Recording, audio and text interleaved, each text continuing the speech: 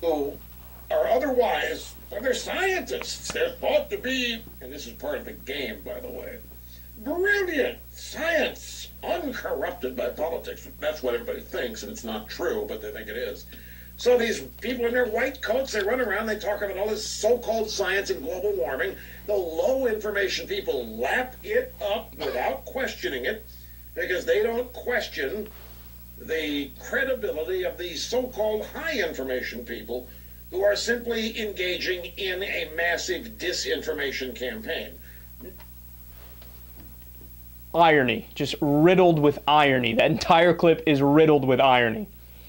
So let me give you guys some actual facts and some actual information here. A 2009 survey published by the American Geophysical Union found that 97% of those who specialize in climate science said human activity is contributing to rising global temperatures. There was a meta-analysis done by a guy named James Lawrence Powell with the National Science Board, and he looked into 13,950 peer-reviewed climate articles from 1991 to 2012.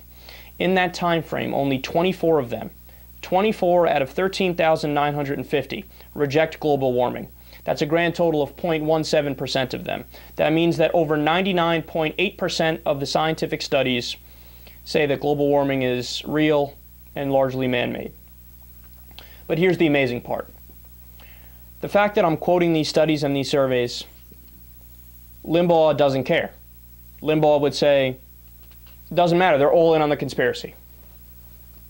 Now, the irony is that the 0.17% of the scientific studies, or the 3% of the climate scientists, they are the ones who get funded by big oil. So their studies have this tremendous conflict of interest, and they're the ones who are engaged in the real world conspiracy where they pretend like global warming isn't a problem, and gee, would you look at that, their funding came from somebody who would profit greatly if we pretend like global warming doesn't exist, right? But the level of dismissiveness that Rush has for people who spent their lives versed in the data of the relevant field for the topic of discussion is astonishing. Rush, you're a dropout radio talk show host. You don't know better than they do. You don't know better than they do. You're taking your opinion, your prejudices, and you're projecting and saying, I have to be right.